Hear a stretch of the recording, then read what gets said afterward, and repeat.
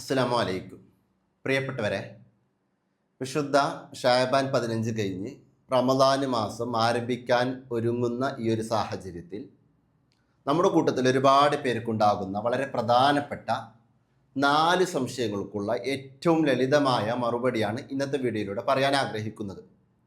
ഒന്ന്, ഷാബാൻ 15 ശേഷം കഴിഞ്ഞുപോയ റമദാൻ മാസത്തെ നോമ്പ് ഖദാ വീട്ടാൻ പറ്റുമോ? 2, നേർച്ചയാക്കിയ നോമ്പ് ഈ ദിവസങ്ങളിൽ അനുഷ്ഠിക്കാൻ പറ്റുമോ? 3, സുന്നത്തായ നോമ്പുകൾ ഈ സമയത്ത് നോൽക്കാൻ പറ്റുമോ? 4, റമദാന് മാസം നോമ്പ് നഷ്ടപ്പെട്ടാൽ ആരൊക്കെയാണ് മുദ്ദ് കൊടുക്കേണ്ടത്? എത്രയാണ് ഒരു മുദ്ദായി കൊടുക്കേണ്ടത്? ആർക്കാണ് ഈ മുദ്ദ് കൊടുക്കേണ്ടത്? തുടങ്ങിയ വിഷയങ്ങൾ ഏറ്റവും ലളിതമായി അവതരിപ്പിക്കാനാണ് ഇന്നത്തെ വീഡിയോയിലൂടെ ഞാൻ ആഗ്രഹിക്കുന്നത്. കൃത്യമായി ശ്രദ്ധിച്ച് കേട്ടിരുന്നാൽ മതി.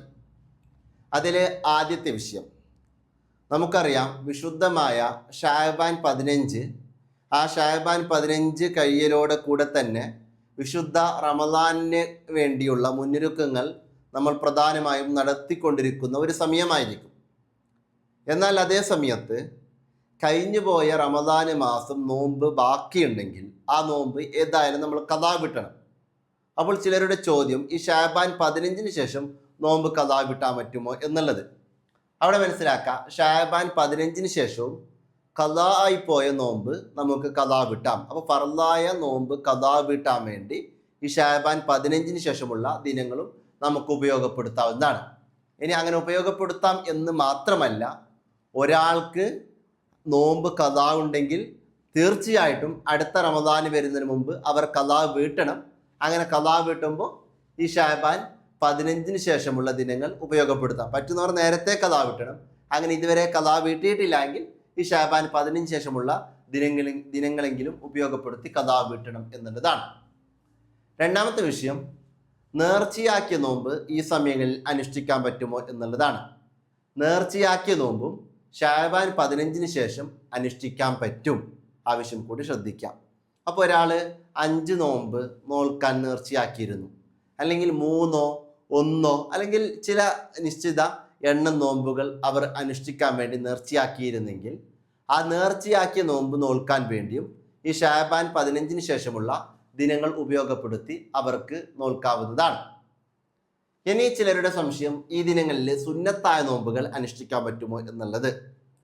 അവിടെ നമ്മൾ 2 വിഷയങ്ങൾ ശ്രദ്ധിക്കണം. ഒന്ന്, ഒരാൾ നേരത്തെ സുന്നത്തായ നോമ്പുകൾ അനുഷ്ഠിച്ചു പോരുന്നവരാണ്. അതായത് റജബിൻ്റെ തുടക്കത്തിലും ഷാബാൻ്റെ തുടക്കത്തിലൊക്കെ നോമ്പ് നോൽക്കി റജബും ഷാബാനും ഒക്കെ മൊത്തത്തിൽ നോമ്പ് നോറ്റ് പോരാൻ ആഗ്രഹിക്കുന്ന ആളുകളൊക്കെ ഉണ്ടാവൂലേ. അതായത് നേരത്തെ തന്നെ നോമ്പ് നോറ്റ് പോരുന്നവരാണ്. അങ്ങനെ നേരത്തെ തന്നെ നോമ്പ് നോറ്റ് പോരുന്നവരാണെങ്കിൽ അവർക്ക് ഷാബാൻ 15 ശേഷമുള്ള ദിനങ്ങളും സുന്നത്തായ നോമ്പുകൾ അനുഷ്ഠിക്കാവുന്നതാണ്. ആവശ്യം മനസ്സിലാക്കാം. ഇനി ചിലർ നേരത്തെ പതിവാക്കുന്നവരാണ് നോമ്പ്. ഒരു ഉദാഹരണം പറയുകയാണെങ്കിൽ, എല്ലാ തിങ്കളാഴ്ചകളും വ്യാഴ്ചകളും നോമ്പ് പതിവാക്കി പോരുന്ന ശീലം അവർക്കുണ്ട്. അങ്ങനെയുള്ളവർക്കും ഷാബാൻ 15 ശേഷമുള്ള തിങ്കളും വ്യാഴമൊക്കെ ഉപയോഗപ്പെടുത്തി സുന്നത്തായ നോമ്പുകൾ അനുഷ്ഠിച്ചു പോരാവുന്നതാണ്.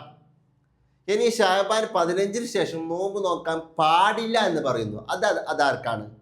അതായത് ഈ പറഞ്ഞ രൂപത്തിൽ നേരത്തെ നോമ്പ് നോറ്റ് പോരുന്ന ശീലമില്ല, അതേപോലെ പതിവായ ചില ദിനങ്ങൾ ഉപയോഗപ്പെടുത്തി നോമ്പ് നോൽക്കുന്നവരുമല്ല. അങ്ങനെ ഈ വിഭാഗത്തിലൊന്നും പെടാതെ പുതുതായി ഷാബാൻ 15 ശേഷം പ്രത്യേകമായ സുന്നത്ത് നോമ്പുകൾ അനുഷ്ഠിക്കാൻ ആരംഭിക്കാം. ഈ ഒരു രീതി സ്വീകരിക്കാൻ പാടില്ല. ഇങ്ങനെ നോമ്പ് നോൽക്കാൻ പാടില്ല എന്നുള്ളതാണ്.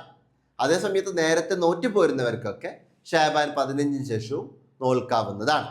ആ വിഷയം പ്രത്യേകം ശ്രദ്ധിക്കാം. ഇനി ഞാൻ നിങ്ങളോട് ഒരു വിഷയം പ്രത്യേകം പറയാം. നമ്മൾ എപ്പോഴും ശ്രദ്ധിക്കേണ്ടത്, ഫറളായ നോമ്പുകൾ ഖദാ ഉണ്ടെങ്കിൽ മാക്സിമം അതിനെ ഖദാ വെട്ടിത്തീർക്കാനുള്ള ശ്രമം നടത്തണം. റമദാന് മാസം ഖദാ ആയിപ്പോയ നോമ്പുകൾ ഒരു റമദാനും കൂടി കഴിഞ്ഞ് കാരണമില്ലാതെ നമ്മൾ പിന്തിപ്പിക്കുമ്പോൾ ആ പിന്തിപ്പിച്ചതിന് ഒരു നോമ്പിന് ഒരു മുദ്ദ് എന്ന രൂപത്തിൽ കൊടുക്കണം. അത് നോമ്പ് നോൽക്കാൻ പിന്തിപ്പിച്ചാലാണ്.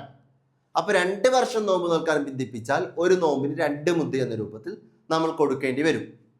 അത് നമ്മൾ ചിലപ്പോൾ രോഗം കാരണമോ അല്ലെങ്കിൽ മറ്റേതെങ്കിലും കാരണങ്ങളോ കൊണ്ടോ നമ്മൾ നോമ്പ് ഒഴിവാക്കി. അങ്ങനെ നമ്മൾ ഒഴിവാക്കിയ നോമ്പ് അടുത്ത റമദാനിന് മുന്നേ നമ്മൾ ഖദാ വീട്ടിയിട്ടില്ല. അങ്ങനെ ഖലാ വിട്ടാതിരിക്കാൻ പ്രത്യേകിച്ച് കാരണങ്ങളുമില്ല. അങ്ങനെ കാരണങ്ങളില്ലാതെ ഒരു വർഷം നമ്മൾ പിന്തിപ്പിക്കാൻ, അങ്ങനെ പിന്തിപ്പിക്കുമ്പോൾ നമ്മൾ ഒരു നോമ്പിന് ഒരു മുദ്ദി എന്ന രൂപത്തിൽ നമ്മൾ കൊടുക്കേണ്ടി വരും. ആവശ്യം മനസ്സിലാക്കാം. ഇനി ഗർഭിണികളാണ് നോമ്പ് ഒഴിവാക്കുന്നെങ്കിൽ അവര് കുഞ്ഞിനെ പേടിച്ചുകൊണ്ട് മാത്രം നോമ്പ് ഒഴിവാക്കിയാൽ ആ ഒഴിവാക്കുന്നതിന് തന്നെ അവർ ഒരു നോമ്പിന് ഒരു മുദ്ദി എന്ന രൂപത്തിൽ കൊടുക്കണം. ഇനി അവർ കാരണമില്ലാതെ പിന്തിപ്പിച്ചാൽ ആ പിന്തിപ്പിച്ചതിൻ്റെ മുത്ത് വേറെ കൊടുക്കണം. ഈ പിന്തിപ്പിക്കാന്ന് വെച്ചാൽ അടുത്ത റമദാനിന് മുന്നേ നോമ്പ് ഖലാ വീട്ടിയിട്ടില്ല എന്നുള്ളതാണ് ഈ പറഞ്ഞതിൻ്റെ താല്പര്യം. അപ്പൊ 2 റമദാനിനെ തൊട്ട് പിന്തിപ്പിച്ചാലോ ഒരു നോമ്പിന് 2 മുദ്ദി എന്ന രൂപത്തിൽ കൊടുക്കേണ്ടി വരും. ഇനി മനസ്സിലാക്കാം, ഒരു ഉമ്മ അല്ലെങ്കിൽ ഒരു ഗർഭിണി നോമ്പ് ഒഴിവാക്കുന്നത് സ്വന്തം ശരീരത്തെ പേടിച്ചുകൊണ്ടോ അല്ലെങ്കിൽ കുഞ്ഞിനെയും സ്വന്തം ശരീരത്തെയും രണ്ടിനെയും പേടിച്ചുകൊണ്ടാണെങ്കിൽ അവർ നോമ്പ് ഒഴിവാക്കിയതിനേക്ക് മുദ്ദ കൊടുക്കേണ്ട, ആ നോമ്പ് ഖലാ വീട്ടിയാൽ മാത്രം മതി. അതേ സമയത്ത് കാരണമില്ലാതെ പിന്തിപ്പിച്ചാൽ ആ പിന്തിപ്പിച്ചതിൻ്റെ മുത്ത് അവരും കൊടുക്കണം. ആവശ്യം പ്രത്യേകം ശ്രദ്ധിക്കാം.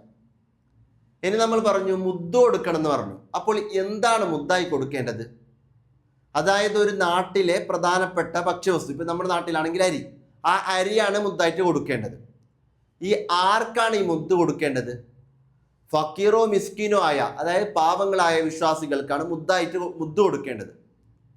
ഇനി ഒരു മുദ്ദ എന്ന് വെച്ചാൽ എത്രയാണ്? ഒരു മുദ്ദ എന്ന് വെച്ചാൽ അതിൻ്റെ തൂക്കം ഇത്രയാണെന്നുള്ളത് കൃത്യമായി നമുക്ക് പറയാൻ പറ്റൂല.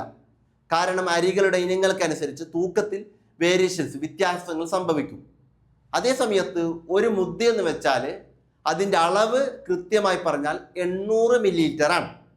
അപ്പോൾ 800 മില്ലി സമാനമായ തൂക്കത്തിലുള്ള അരിയാണ് ഒരു മുദ്ദായിട്ട് നമ്മൾ കൊടുക്കേണ്ടത്.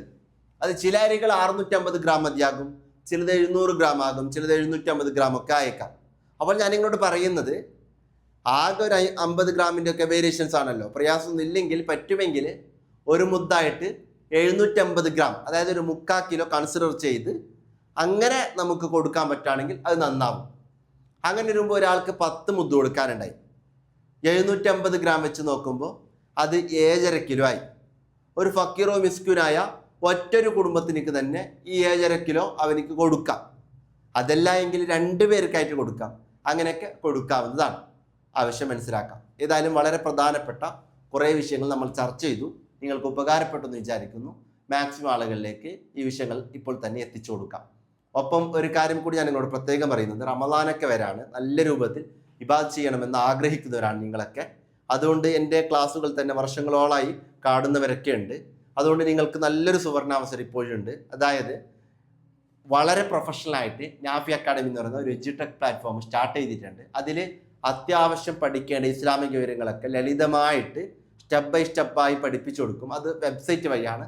നിങ്ങളുടെ ഏത് മൊബൈലിലും ലാപ്ടോപ്പിലൊക്കെ യൂസ് ചെയ്യാൻ പറ്റുന്ന രൂപത്തിൽ യൂസർ നെയിം പാസ്വേഡൊക്കെ ജനറേറ്റ് ചെയ്ത് തരാണ്. അങ്ങനെ ആ ഒരു കോഴ്സ് നിങ്ങൾ ജോയിൻ ചെയ്താൽ അത്യാവശ്യമുള്ള ബേസിക് ആയിട്ടുള്ള ഇസ്ലാമിക വിഷയങ്ങളൊക്കെ ലളിതമായി പഠിക്കാൻ പറ്റും. അത് എഴുതി കാണിച്ചിട്ടാണ് ക്ലാസ്സുകൾ അവതരിപ്പിക്കുക. ഓരോ ക്ലാസ്സിനും ക്ലാസ് നോട്ട്സുകൾ കൂടി ലഭ്യമാകും. അങ്ങനെ ജോയിൻ ചെയ്യാൻ ആഗ്രഹിക്കുന്നവർ nafiacademy.com എന്ന് സെർച്ച് ചെയ്ത് ഡയറക്റ്റ് നിങ്ങൾക്ക് വെബ്സൈറ്റിൽ പോയി ജോയിൻ ചെയ്യാവുന്നതാണ്. അതല്ല എങ്കിൽ ഈ കാണുന്ന വാട്സപ്പ് നമ്പറിൽ കോൺടാക്ട് ചെയ്യുക. ഡീറ്റെയിൽസൊക്കെ കോർഡിനേറ്ററോ ഞാനോ ഷെയർ ചെയ്ത് തരും. എന്നിട്ട് നിങ്ങൾക്ക് ജോയിൻ ചെയ്യാം. അങ്ങനെ ജോയിൻ ചെയ്താൽ മനസ്സിലാക്കുക, ഇതിൻ്റെ പേയ്മെൻറ്റ് ലൈഫ് ലോങ്ങിലേക്കുള്ള കോഴ്സാണ്. ആകെ 1490 രൂപയാണ് ഇപ്പോൾ പേയ്മെൻ്റ് ഉള്ളത്. ഇപ്പോൾ ജോയിൻ ചെയ്യുന്ന ആളുകൾക്ക് 3 മാസം കൊണ്ട് ലളിതമായ വിഷയങ്ങളൊക്കെ പഠിക്കാൻ പറ്റും. 3 മാസം കഴിഞ്ഞാലും ഈ ക്ലാസ്സൊക്കെ ആക്സസ് ആയിരിക്കും. എന്തുകൊണ്ടും ജോയിൻ ചെയ്ത ആളുകൾക്ക് നല്ല സാറ്റിസ്ഫൈഡ് ആണ്. അതുകൊണ്ട് നിങ്ങൾ മാക്സിമം ഈ ഒരു കാര്യം പ്രത്യേകം ഉപയോഗപ്പെടുത്തണമെന്ന് ഈ അവസരത്തിൽ സൂചിപ്പിച്ചുകൊണ്ട് എല്ലാവരോടും ദുആ വസിയത്തോടെ അസ്സലാമു അലൈക്കും.